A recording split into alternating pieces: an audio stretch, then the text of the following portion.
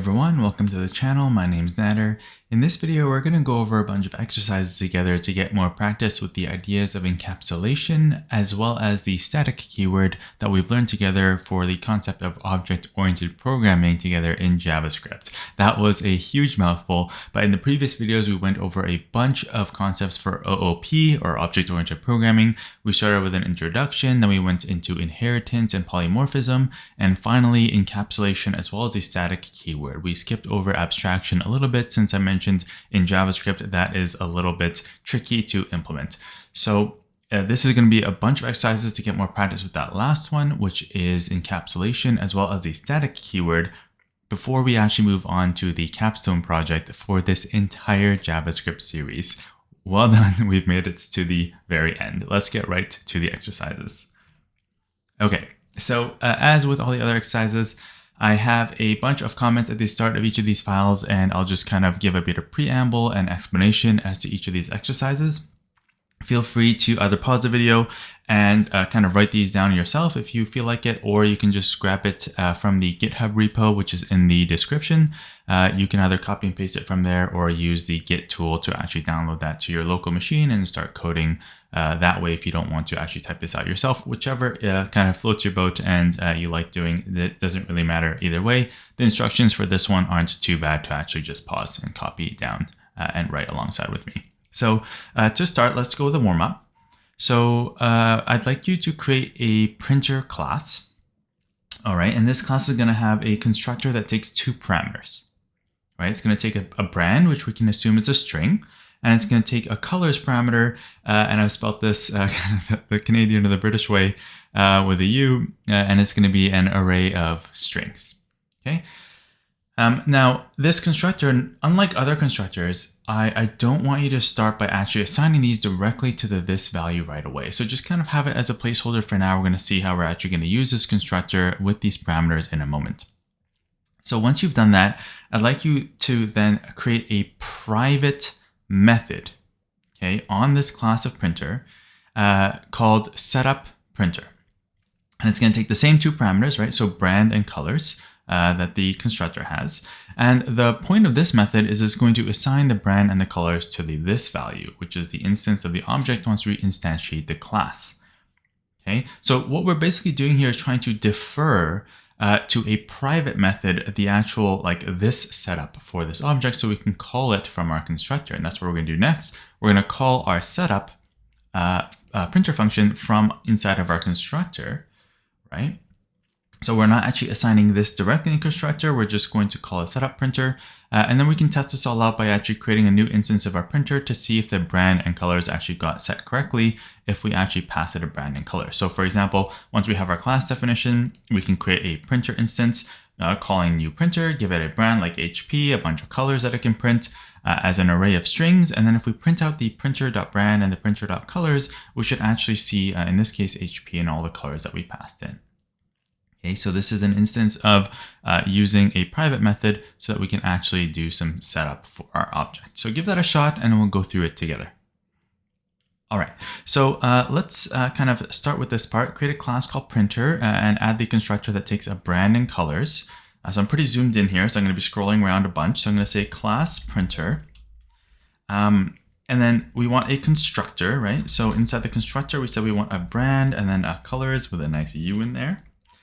And once we have that, then we want to create a private method called setupPrinter that takes the same two parameters. All right, so we saw in the previous video that we can have a private field or private method by using the hashtag syntax, right? This is relatively new to JavaScript and is a nice way to prevent kind of the public or clients of this class to actually seeing inside of our class, so we can create some functionality without it leaking outside of the boundaries of the class. So keep in mind, you can't make the constructor private, right? Like this actually doesn't really make sense because it has to be public, because we have to be able to create like a new printer, right? So this has to be a public constructor. You can see that in this case, it's actually giving me the wrong error, but that we can't create a private constructor. Hence, we have to defer to a private method. So in here, I'm going to call this setupPrinter. And this is going to take the same values as the constructor, colors or brand and colors, I should say, respectively. And this is simply going to do this.brand. What we would normally do in the constructor is equal to brand, and then this.colors is equal to colors.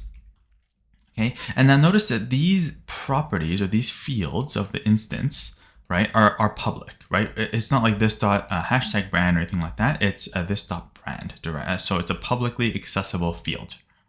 Okay, we could create a private field and add getters and setters and things like that if we wanted to, but we'll just stick with this for now. Now, in order to actually call this function, or call this method, I should say, from our constructor, we have to say this dot hashtag setup printer. We're going to pass through our brand and our colors that we got as arguments to our constructor to this internal private function, and then this function is going to go ahead and set those up on the this object.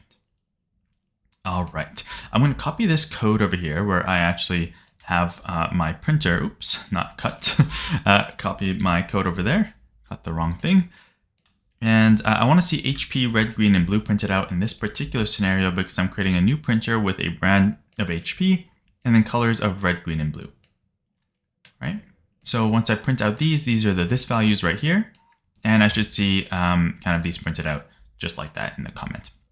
So I'll pull up my terminal here. This is all quite zoomed in, so I hope you can kind of see that. Make sure I'm in the right folder, and I am. And then I'm going to write node, and this is the warm-up exercise. And lo and behold, there we go, right? That works pretty awesome. So we have our private method being called from our constructor, which is public, and it's setting up all the this values for us correctly as we'd expect. Perfect. Okie dokes, let's go to exercise 1. Okay, so this exercise is to give us more practice with the static keyword, which is definitely an important one to know. So I'd like you to create a class called utilities.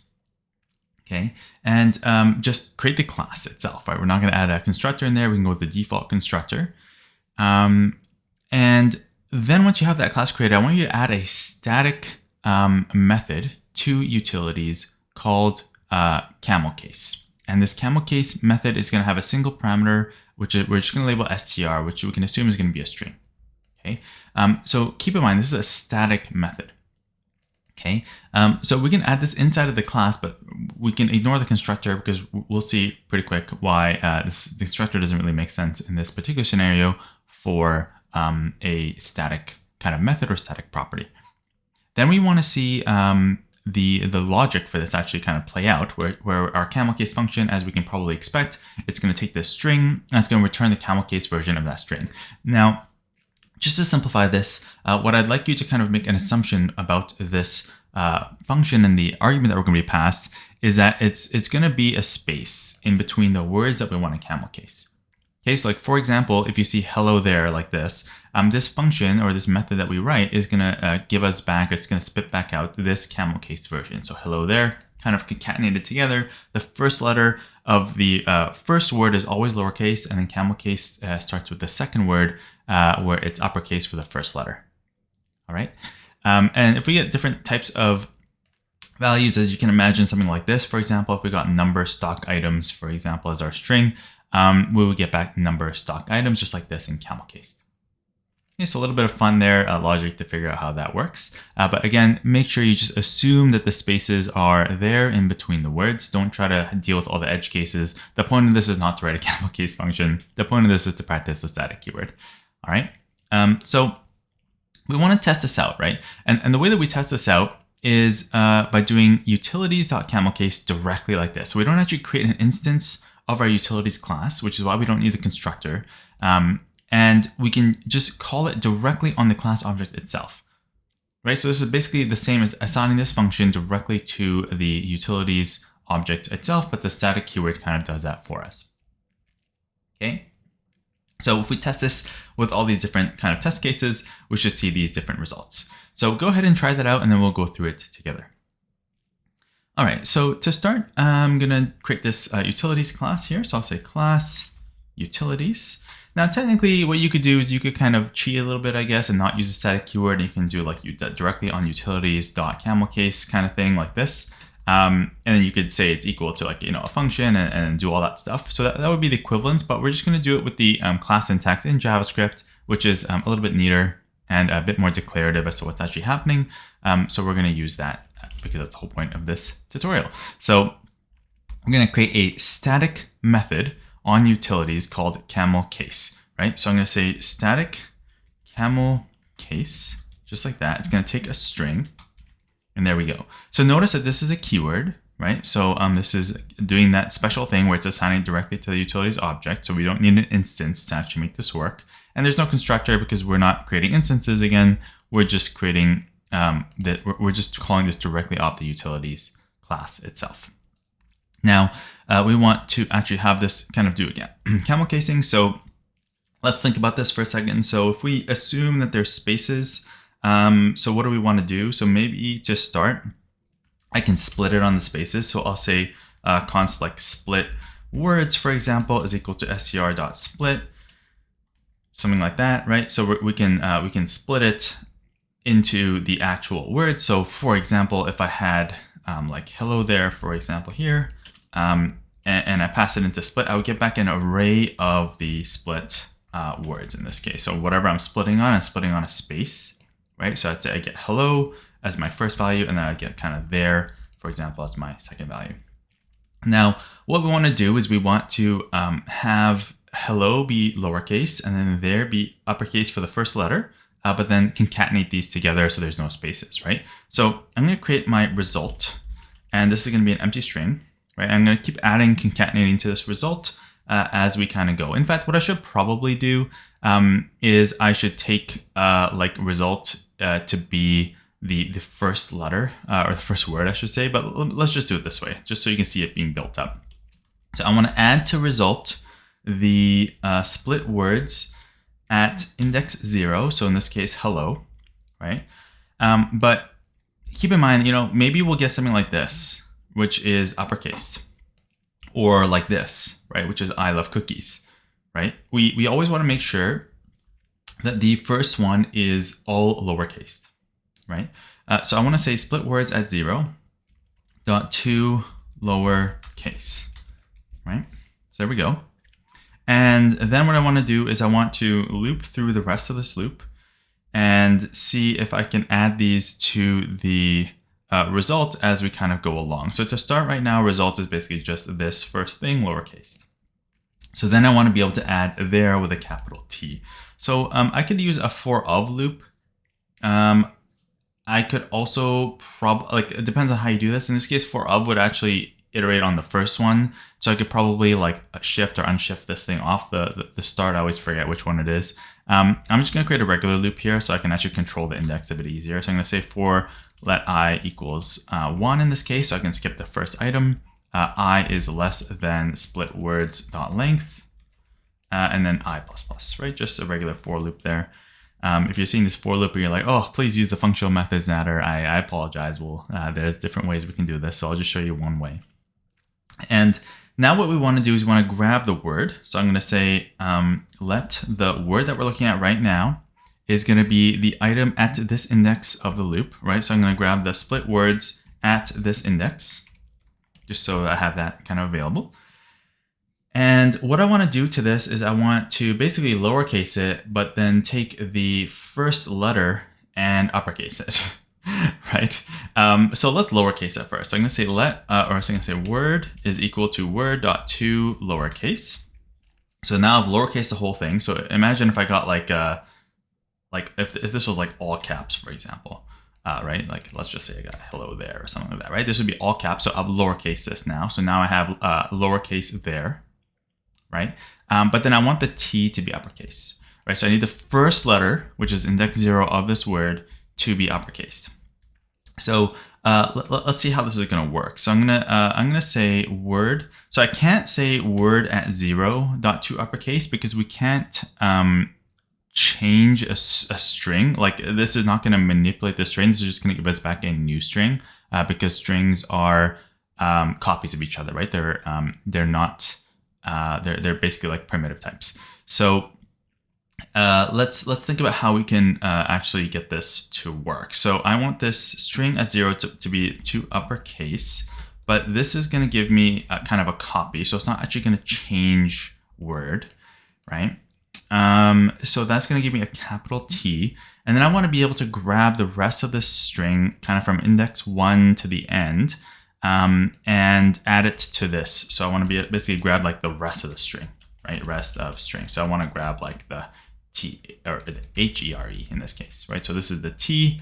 So I have the T, and then I want to do like a plus. So this is the T right here in this case up there. I want to do plus the rest of the string, right? So I always forget how to do this. So let me just kind of Google it really quick. So I'm going to say, for example, Happy New Year, by the way. Let's do string JS. I guess slice, I think it is splice. I always forget which one it is. Let's look at MDN over here. I'll zoom in a little bit more. Slice method extracts a section of string, returns it as a new string without modifying the original string. Perfect. I guess technically maybe we could use this to, or a different version, splice, to modify the string. I'm not actually sure. Let's just go with this. So I want to, what do I want to do? Index start, index end, the index of the first character to include in the return substring, index end, the index of the first character exclude, okay, the new string containing that. Okay, so for example, if I give it index to start at, like 31 in this case, they're saying that I will get the lazy dog because it's going to be from 31 to the end. So I guess what that means is I want to be able to say plus, let me just erase this for now, word.slice, and I want to grab everything from index 1 to the end. So I'm basically just going to say 1, and then it kind of implies the end there. But I want to assign this back to word, right? So I'm going to say now word is equal to that. Hopefully that works. So a lot of changes happening here, kind of confusing. First we lowercase it, then we uppercase the first letter, and then grab the rest of it that's already been lowercased. And then we can add this to the result, right? So I'm going to say result plus equals the word. Hopefully you did that right. We'll see pretty shortly if that actually works or not. And I guess we can, at the end of this function, we can return our result. So it's a bit confusing. Let me kind of just put some spacing in here just so we can see what's happening. Okay, a little bit of logic there, kind of fun to work through this. Let's see if this actually works. So I'm going to come up here and I'm going to grab all these consoles and let's see if this works. So there we go. So I want to be able to grab hello there, I love cookies, and monkey banana. I'll pull up my terminal here. I'm going to run node exercise 1. Let's see if I actually did this correctly the first time. And it looks like I did. So we can see that in this case, where we're dealing with the case of the uppercase pretty well, we're dealing with the case of the first one being uppercase pretty well as well.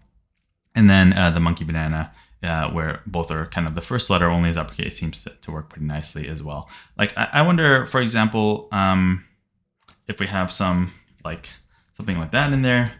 Yeah, so that's not really, I didn't really define the behavior for that, but I guess that's exactly how lowercase would work or uppercase would work. So we're not really messing around with special characters, but I'll leave it to you to kind of modify this if you want to do some extra fun stuff with it. But that's basically how you kind of do a very simple version, at least, of camel case. But the most important thing here is what you'll notice is, look, we're not actually creating an instance of utilities, right? Nowhere did we say const like utility or something, right, is equal to a new utilities, right? I mean, we could do this, right? So if I console.log out this utility, let me just clear my terminal here.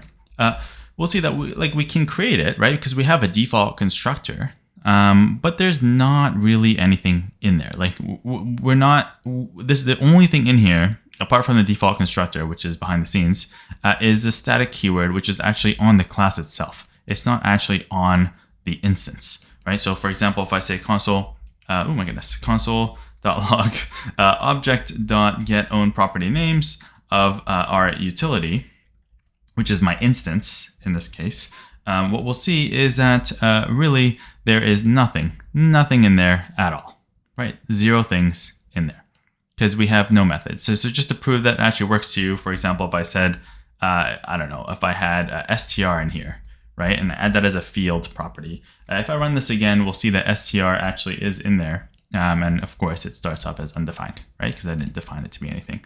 But we don't actually have any property fields or things that are not static in here, so we're not going to see anything on the instances, hence why we are calling it directly on the class itself, just like this. All right, perfect. Hopefully that makes sense. Let's take a look at the next one.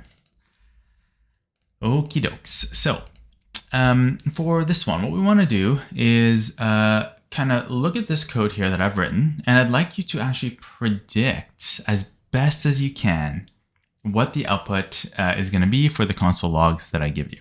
All right. Now, this is definitely a bit different from our other exercises, but the purpose of this is really to kind of walk through the code and write down and think what is actually going to happen before you execute it, right? Now, this is a really important skill to develop, where instead of just like running the code and seeing what happens all the time, you kind of really focus on what you're writing and the intuitions that you have, and like what the code is doing step by step, and then seeing if you're actually correct by running it, right? You get better and better at this over time, so let's practice it together.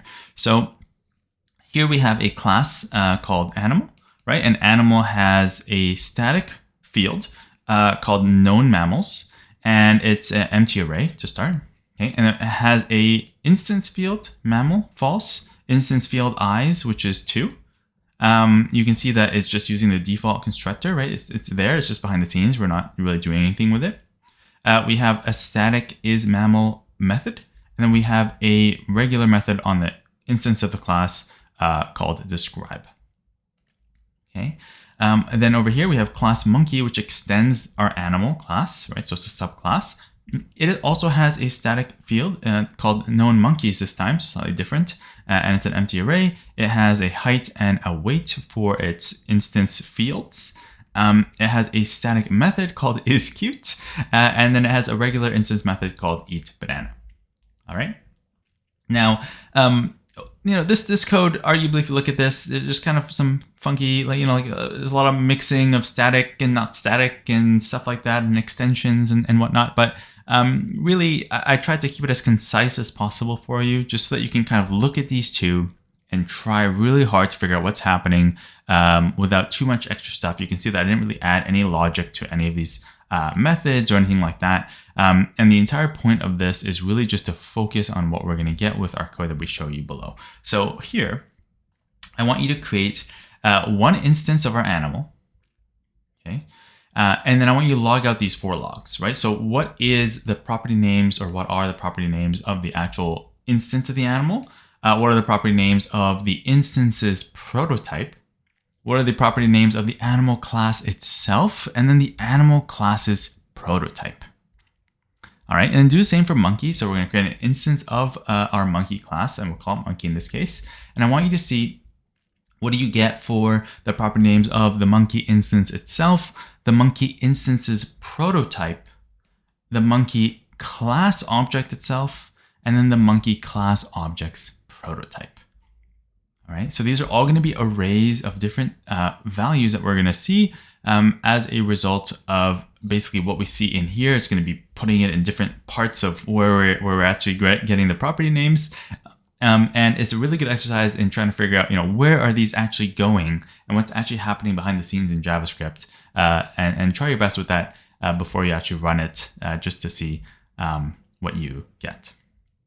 Okay, so down here, I just have my code kind of commented out, so I can comment it back in and we can run it. But I'd like you to give this your best shot, and don't worry if you don't get it correct the first time. This is actually quite challenging to do, especially just kind of staring at this text on the screen and trying to figure out, where does this property name go? Is it prototype? Is it the prototype? Like what's actually happening, right? But the more that you do this, right, even if you mess it up a bunch of times, the better that you get at it, right? And it's supposed to feel uncomfortable the first few times.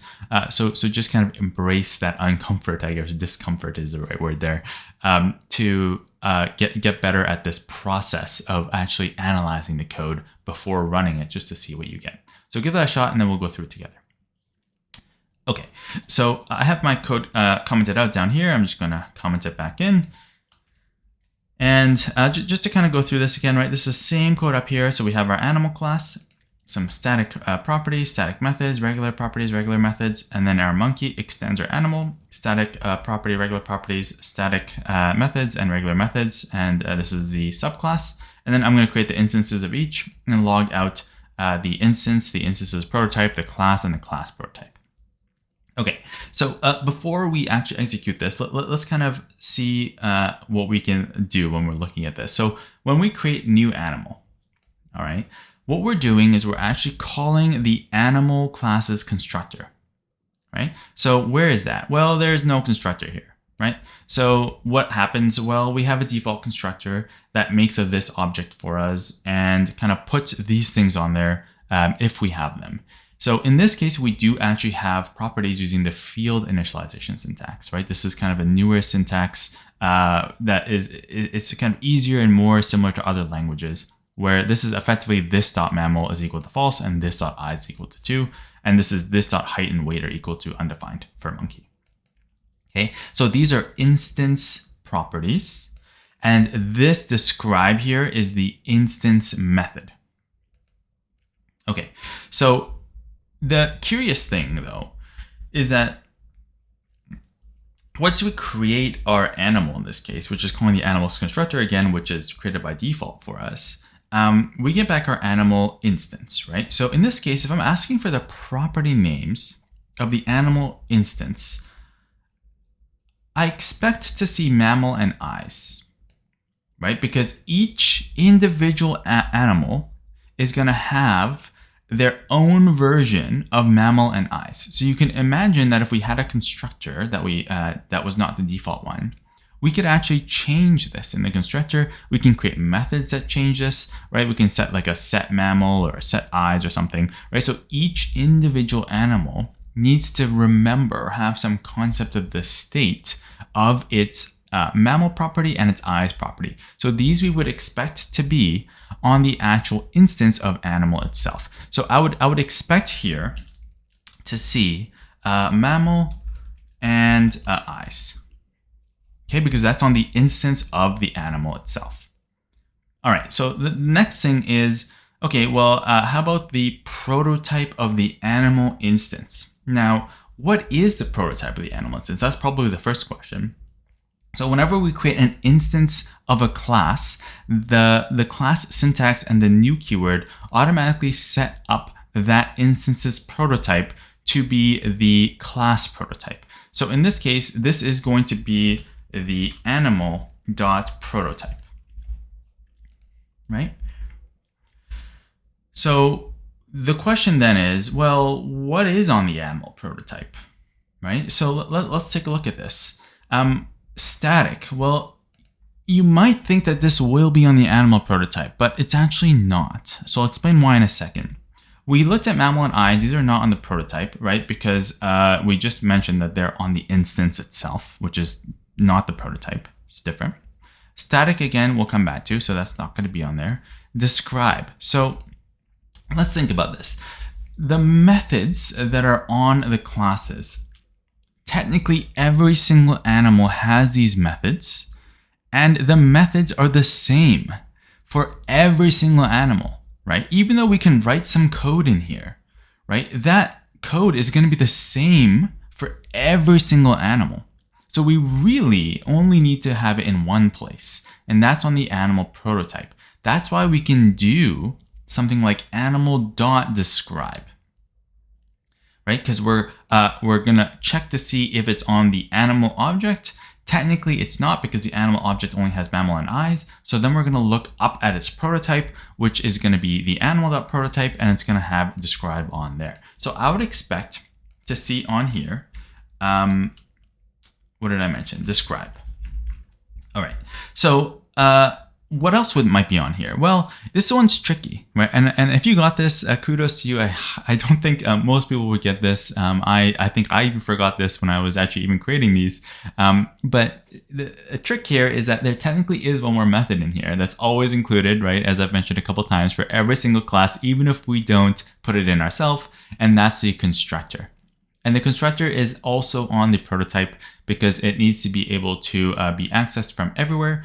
So in this case, it is going to probably be on here as well. So I expect to see describe and the constructor, which is a regular method on the class inside of the instances prototype, which is animal.prototype, this prototype. Okay, now comes the static ones, which are a bit tricky. So get own property names for the animal object itself, right? Notice this is animal capital A. This is animal lowercase a. This is an instance of an animal. This is the class animal or the object animal itself. Okay, so what are the property names of animal?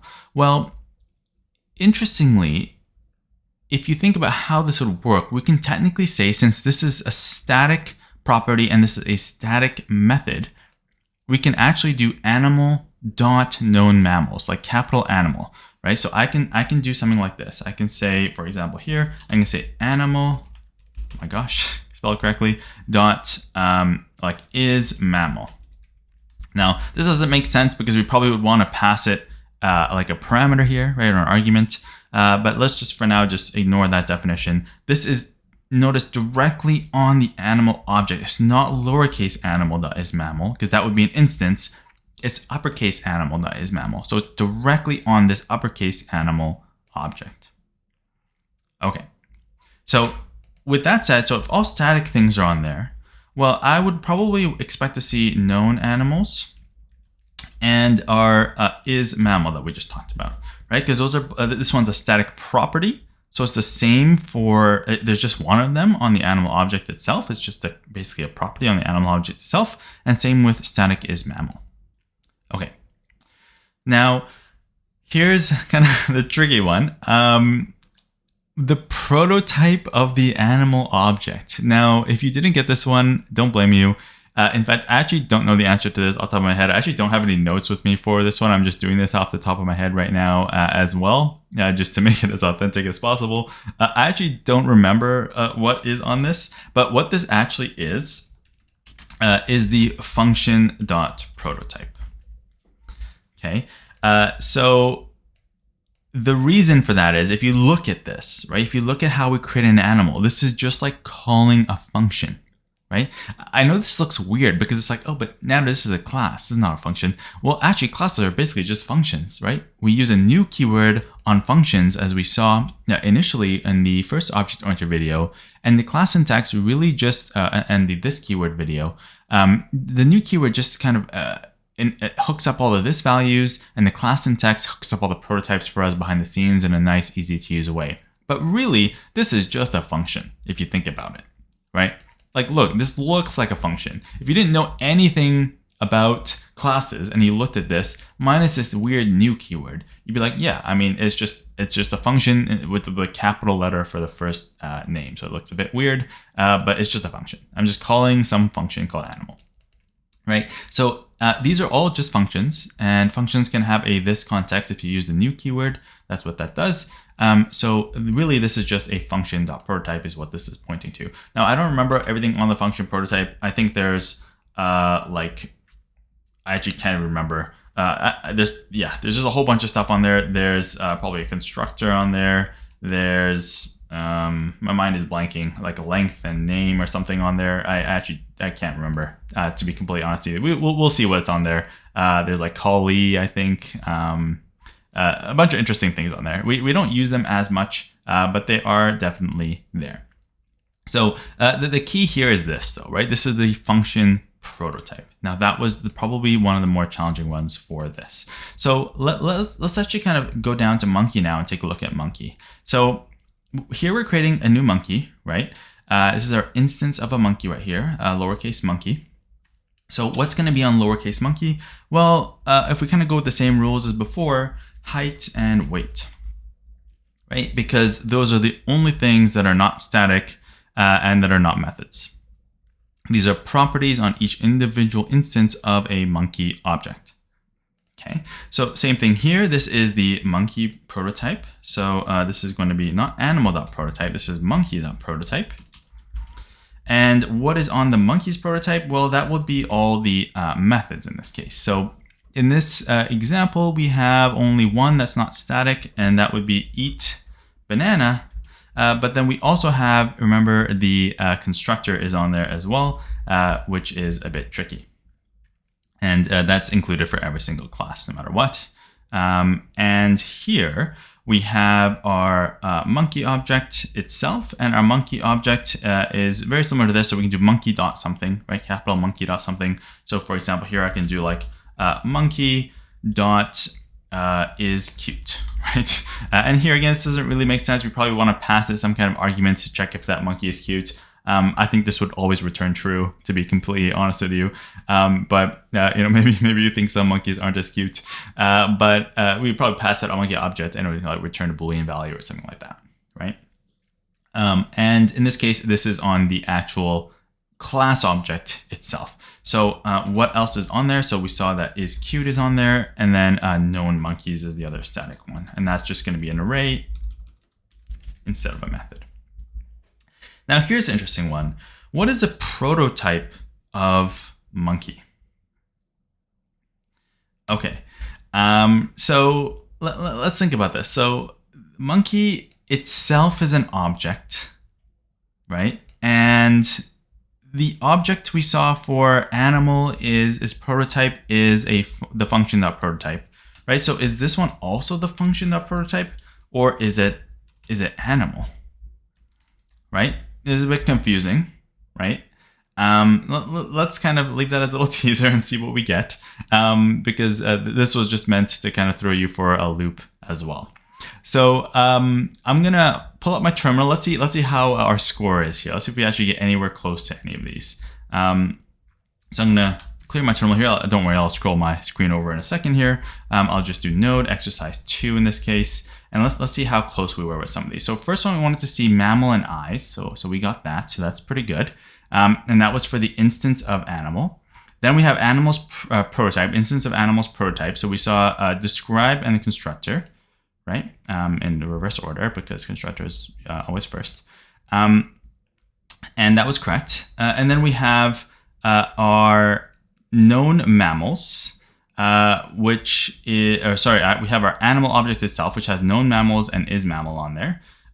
So we can see that, let's see, length prototype is mammal, name, and known mammals. Now, this is really, really confusing because you're like, okay, well, Nat, are you wrong? Are you right? What is happening here? What is all this stuff on here? So if we look really closely at this, there's a bunch of stuff on animal by default that's set up for us by JavaScript because it's a function. Okay, very similar to what we're going to see next. Because it's a function, we're going to get these keys on that object on top of the fact that it's our own custom static keys. So length for a function is the amount of arguments, I believe, or parameters that it takes. We know that there is an animal.prototype, which points at the prototype for animal, right? So I should have realized that. I actually got that one wrong. We know that that's there, right? Like we literally wrote it right here, that animal has a prototype property which points at the prototype, and that's set up by the new keyword. Then we have is mammal, which we correctly guessed. We have name, which is a bit weird. And this comes from, again, from function, you can see right here, which gives us the name of the function or the name of the constructor, technically, that makes the function, I believe. And then we have known mammals, right? So we kind of correctly guessed known mammals and is mammal. The other ones just come from the fact that it's a function. Same thing here. So animal.proto is the actual animal object itself and the prototype of that. Now notice that none of the custom stuff that we added is on here because this is all part of the function prototype. Okay, you'll probably notice things that we have used on here before, like bind and call and apply, right? And these are all part of the function prototype. All right, so kind of just to prove this, right? Let's take a look at this. So I'll do console.log object.getOwnPropertyNames of function.prototype. Okay, and I'll rerun this just so that we can take a look at that. And this is getting a bit cut off by my screen here, but I'll come back to monkey down here when we take a look. But look at these. These are the two things that we logged right here, right? Animal.__proto and function.prototype, right? So they're the same things. Okay. So hopefully that kind of answers that question for you. So next, I'm just gonna comment these out so we can take a look at our monkey next, so it doesn't get cut off by my head. So for monkey, let's see how we did. So I'm going to scroll down here, and we want to look at get own property names for our monkey object. So I said that there's height and weight on here, right? Now, in this case, it looks like we're actually wrong, right? So I actually got this wrong. And the reason is we also have mammal and eye on this. So why is that, right? Why do we have mammal and eyes on here, right? So we have technically to add mammal and eyes onto this one. So why, right? Question mark, question mark, question mark. Why do we have these? So if you think about it, this is where it gets really tricky. Let's come to our animal or our monkey class here. If you really think about how the constructor works, let me just add this on here so we can see how that works, right? This was on here already for us, right? It automatically injected, as we're going to see next, constructor and eatBanana are on the actual prototype automatically for us, right? But in a subclass specifically, what is actually happening?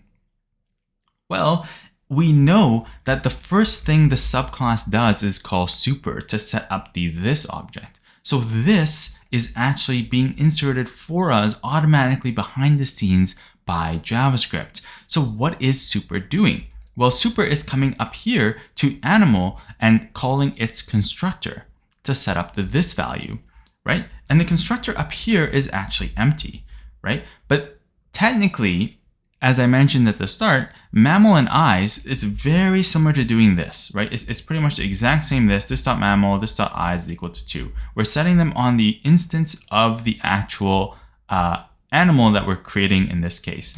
And if we're setting it on the this object, well, each monkey, since it's also an animal, is going to have all the properties that an animal has, right?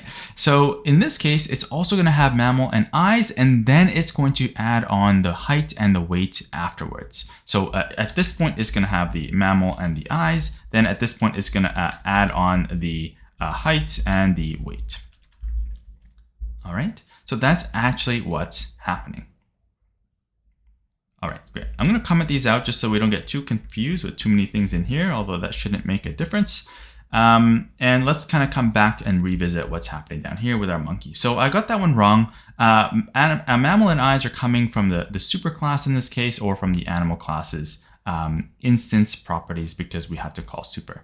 Let's take a look at monkey's instances prototype, which in this case is monkey.prototype. And we got that right. We have constructor and eatBanana on there, right? And that's because we just saw, right? eatBanana is a method on the eatMonkey class instance of the class, sorry. So each, it's basically on monkey.prototype, right? Which is the same thing as the instances __ proto, because they point to the same prototype. So it doesn't have isCute because that's static, and doesn't have known monkeys because that's static as well. Okay, perfect. And then let's look at the monkey object itself right here. And we said we're going to see isCute and known monkeys. And we technically do. We see isCute and known monkeys, but just like previously with animal, we also have length and prototype and name on there because it's a function. All right. And if I look at monkey.__ proto, which is the prototype of the monkey class itself, we have length, prototype is mammal, name, and known mammals. Now, if we compare this to this prototype right here, let me log out the animal prototype. We'll notice, actually, I'll just comment all these out just so that we can actually see the comparison of these two. So I just want to compare animal.__ proto and monkey.__ proto. All right, so let's take a look here. So monkey or animal.__ proto is the function prototype.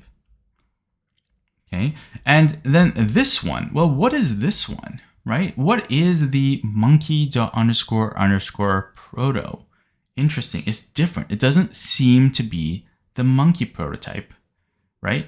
But if we actually look closely here, let's take a look at what we get. So I'm going to just duplicate this line here just so we can see if we can predict what this is going to be here, where it's definitely not the function prototype, but we've seen this before, right? So if I get the property names of, let's take a look here. We want animal. Let's see what we get. So I'm going to rerun this and take a look at that, right? We have up here is the function prototype, which is what animal.__proto is. Monkey.__proto is this thing. Well, what is this thing? Well, it's the animal object itself. Okay. So we went through a little bit of this when we looked at inheritance. Definitely take some time to actually convince yourself why this is when you're thinking about the prototype chain and the inheritance hierarchy, but definitely pretty interesting. And the entire point of this exercise was to actually go through all this in detail together. And you can see even I forgot some things here and messed it up. And that's pretty common to happen. But as long as you practice this more and more, you'll kind of get better. And even if you do mess it up, can explain what is happening and fix it pretty quickly. Perfect. Let's take a look at the third exercise together. All right. So this one is going to be a little bit different. So instead of coding, we're actually going to do a bit of Googling together. So I'd like you to go to the MDN developer documentation, right? So you can also just go to Google and search for this, and you can probably land up on MDN anyways. But this is my favorite JavaScript documentation made by Mozilla. Fantastic. They have pretty much everything you'd ever need to do JavaScript development on there. We're going to be using it a lot in the future as well. So I want you to look up the array object itself on the MDN documentation. Then I want you to answer these questions. What are all the static properties and methods on the array object? And then what are all the instance properties and methods on the array object? Or on array instances, I should say. Then I want you to kind of think like, why are some of these static and why are some of them instance properties, fields, and methods? And try to convince yourself that the way that it's set up makes sense. So give that a shot, and then we'll kind of go through this process together. All right, so I'm going to pull up MDN. Actually, I have MDN open, but I'm just going to show you how you do this if you don't have MDN open. I can just search for JavaScript array, for example. And there we go, right? So we have the array object here on MDN. It's probably in the top results, hopefully. I'm going to click on that. And here we are. Now, take a look at this, right? This is pretty awesome. On the left-hand side here, we have kind of the properties and then all the different methods and kind of the inheritance hierarchy going on. Okay, so let's look at how this actually works. So let's start with the static one. So if I come back here, what are the static properties and methods? Well, static means that I can basically just do this. I can do array.something. Right? And if it's a property, it's just array dot and then that value. And if it's a method, I have to call it like a function, right? And maybe give it some arguments as well, depending on what the method does. So let's come back here. So if we look through these methods, let's skip this for now up here, the properties, because I see everything on here is on the prototype. If we see something that's on the prototype, from the last exercise and just from the videos that we've been doing so far in general, we know that anything on the prototype is for the instances, right? So this is not on the actual array statically or array dot directly, right? Because in order to access those, we need to do array.prototype.something, right? And notice that if I do this, you can see array.prototype.push.map, right? So array.prototype.map is right here, array.prototype.push is right here, right? So that is on the prototype. But if I just do array dot like this, well, one of the things is prototype, right? Which seems to be a property on the array object, which is interesting, which we actually also saw. Then we have from is array, apply, call, bind. Interesting. Some of these don't seem like they really fit, but let's see what we can find. So scroll down here, Let me zoom in a little bit more just so we can really see this. And I'm focusing here on the left side of the screen. Prototype. Oh, look at this, array.from. Okay, I'm going to open that in a new tab. Let's take a look at that. Array.isArray. That's cool. Array.of, and that looks to be pretty much it. So that's pretty cool. Let's take a look at this really quick. Array from static method creates a new shallow copied array from some iterable. Fantastic. Array.isArray, a static method, determines whether it's an array or not. So let's just try this out. So array.isArray, is this an array? Array.isArray, and then I'll do, for example, I don't know, like hi, hello, right? I probably want to console log these out. Array.isArray right there, and then over here, this one as well. And then we have the other one, which we'll take a look at shortly. So let me just pull up my terminal here. I'm going to run node exercise-3. All right, that's pretty cool, right? So those are static properties. And what about this one? What about console.log array. Well, we know prototype is on there. What is that one? Huh, it's an object. Okay, interesting. Well, we can look at the keys of this, right? And we can probably kind of see what's going on. So I'll do object dot or get own proper. Come on, JavaScript. Or come on, VS Code. Get own property names. There we go. Of array.prototype versus array. So I'm just going to grab array and array.prototype. Let's see what we get. Oh my goodness. So there we go. Look at that. So these are from our isArray. We can see that the property names for array object itself. So the static things are length, name, property, isArray, from, and of. So we know isArray, from, and of are the methods. And we know prototype, name, and length are probably properties. Right.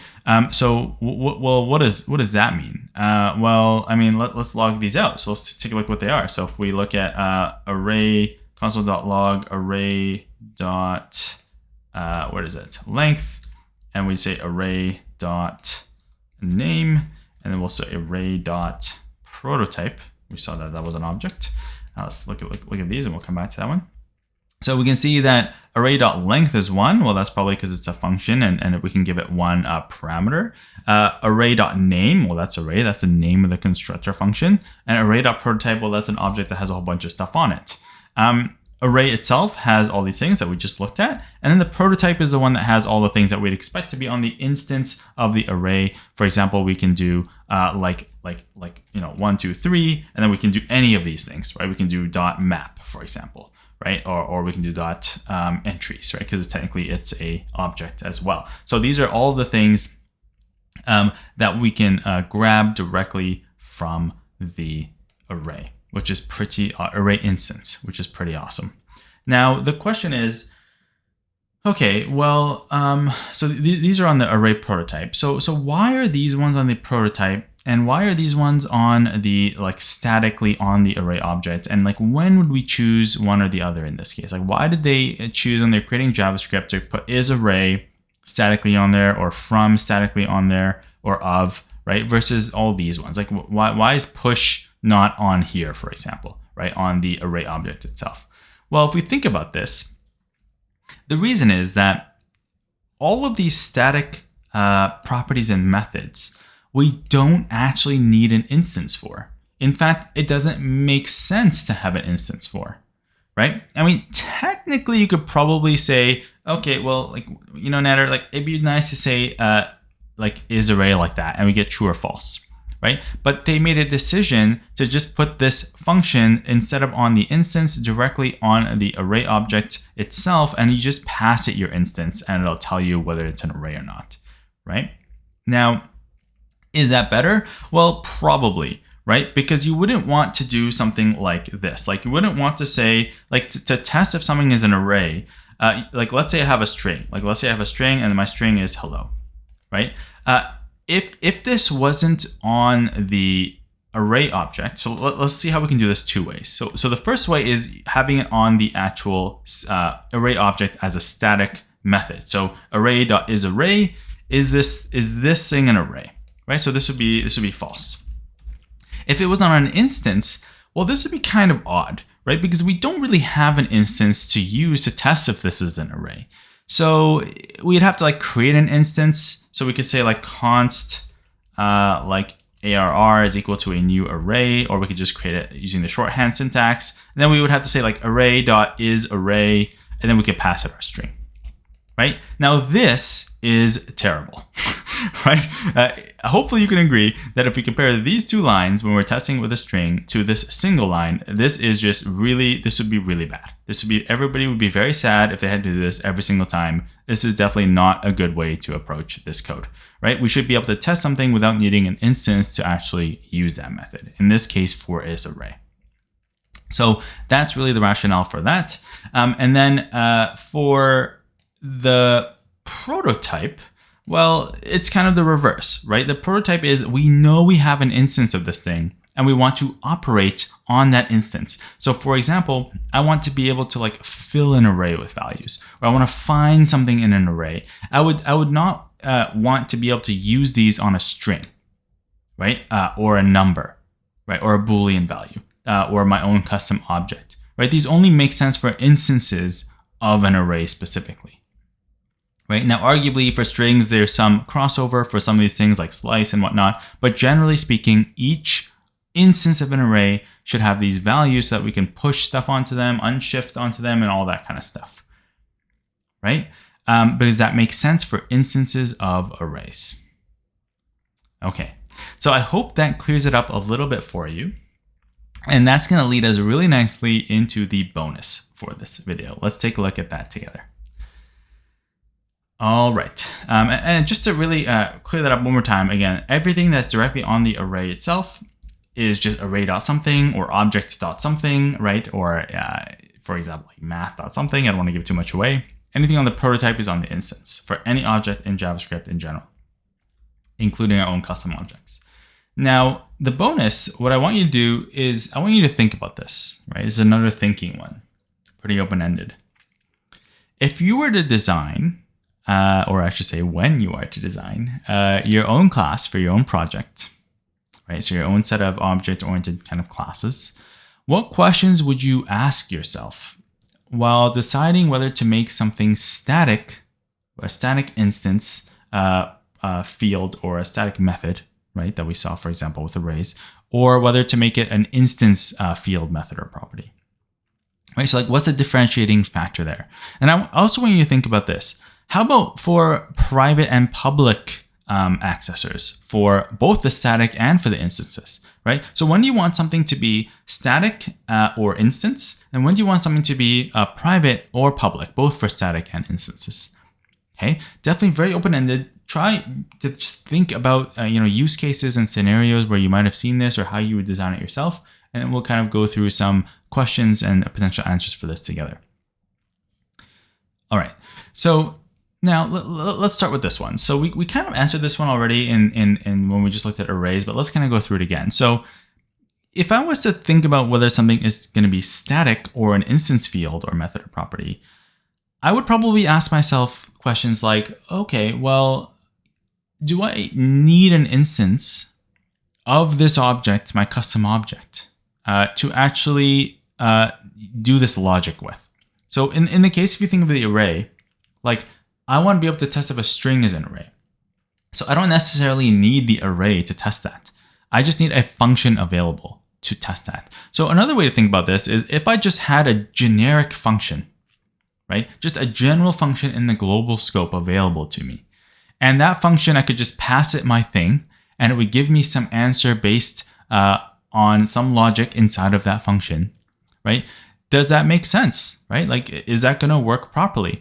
Or is it going to need absolutely an instance of that thing first in order to actually use that to do its logic, right? So if you think about like array is array, for example, well, it's just going to take that argument that's passed in and operate some logic on it, right? And that argument could be a number, it could be a Boolean, right? It could be our own custom class, right? So we generally don't need an array to actually do that because the whole point of that function is to test if something is an array or not, right? So we would never really do like an array instance dot is array. That doesn't really make sense because that's always going to be true, right? So if we just had a general function that tests something as an array, that'd be fantastic. So same thing is true for classes, right? So like, for example, hint, hint, nudge, nudge, if we were to create like an enemy class, for example, right? let's say that it's a game and we're creating an enemy class. Well, what are some questions I'd ask? Well, what are the properties and methods that each instance of the enemy needs, right? So for example, a property might be an attack, a defense, some statistics, a name, right? Maybe it has its own item list, right? When we attack it and we defeat it, we get like some loot from it or something, right? So that makes sense to be on the instance, right? Well, would it ever make sense to have, like, let's say, items on the enemy statically without actually having an instance of an enemy? Well, I guess it depends how you design your game, right? Maybe there's like some global like table of items that we can get from, no matter what enemy you're fighting. Maybe that there's a list of stuff that might drop alongside your regular enemy, right? But that's the same maybe for every single enemy, right? Like a very rare, very small chance table or something, right? So maybe that makes sense to put on the enemy class itself. Another thing that might make sense to put on the enemy directly statically instead of the instance might be the ability to generate a new enemy, right? So for example, I can say like enemy.generate a new enemy or something, and it will generate like a random enemy for me with different stats and items and all that kind of stuff, right? Or it would choose from a random list of predefined enemy possibilities, right? It wouldn't make sense to have to create an enemy first and then generate a random enemy, because to create an enemy, we probably would need to give it something to create, like an orc, right? And then we're saying orc.generate random enemy. It's kind of strange. That doesn't really make sense, right? So that would make sense to be static. All right. Now let's talk about private and public accessors. So we saw a little bit of that, right? For example, with our warmup, we saw that, like, for example, this is a private method, right? So it's not accessible outside. So I can't do, for example, I should do it down here. I can say printer dot, and I can grab brand and colors, but I can't grab setup printer, right? So it's kind of a form of information hiding for our classes. So when would we want to hide stuff to make it private? And when we want it to make it public, accessible? Well, this is also tricky, right? Like, there's a lot of design scenarios we have to take into account when we think about this. So private are probably things that if a developer using our class had access to that and thought that they could use it to do something with it, and it breaks kind of the way that the class works if they change it in the wrong way, well, generally that's probably something you want to make private, right? Like, if it's not necessary for the user or the consumer of our class to actually use that method or call that method or that property or get access to it, right? If we're only using it internally to make our logic work, well, it doesn't actually make sense to make that public, right? Because we're just kind of cluttering the namespace of possibilities that a developer can use to pull stuff out of our class or our object. So it probably makes more sense to keep those private.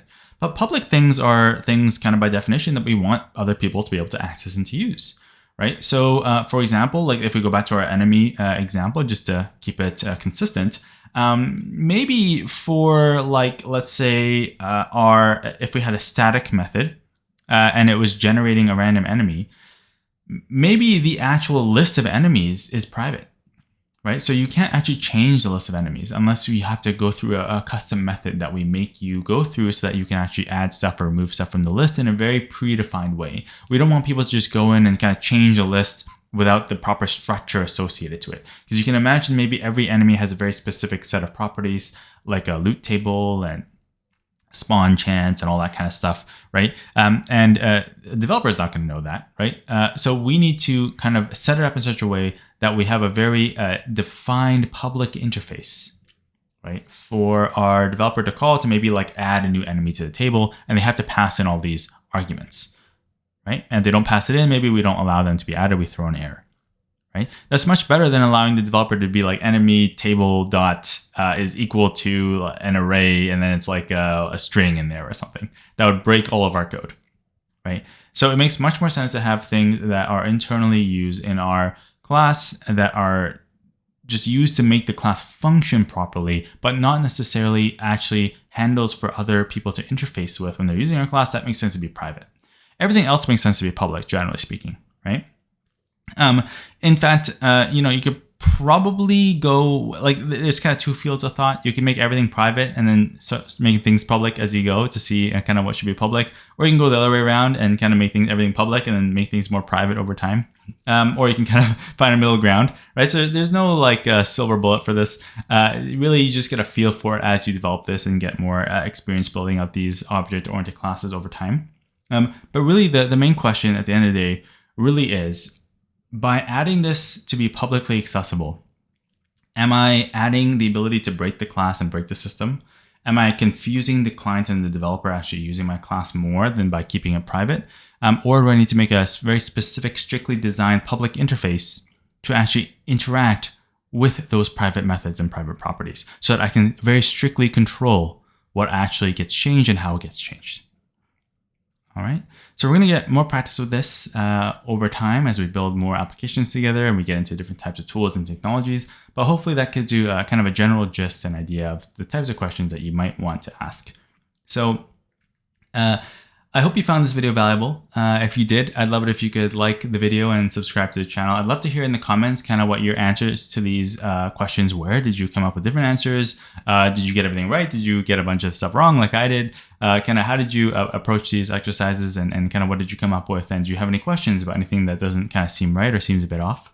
We're going to do in the next video, I'm super excited for, we're going to actually finally wrap up this entire JavaScript in-depth series, and we're going to build our capstone project. All right. That's going to be our third project in this series, and it's going to incorporate pretty much everything that we've learned in the course so far together, including, and it's going to very heavily actually rely on object-oriented programming concepts in order to actually build it out. So I'm super excited to actually get to that video next, where we're going to do kind of a description of what that's going to look like so we can actually set up our project and kind of hack away at it and see how far we can get. And then following that, I'll actually do a walkthrough where I'll show you an implementation that I actually built myself, and you can kind of compare and contrast different solutions together. Super excited to get to that video. I'll see you there. See you later.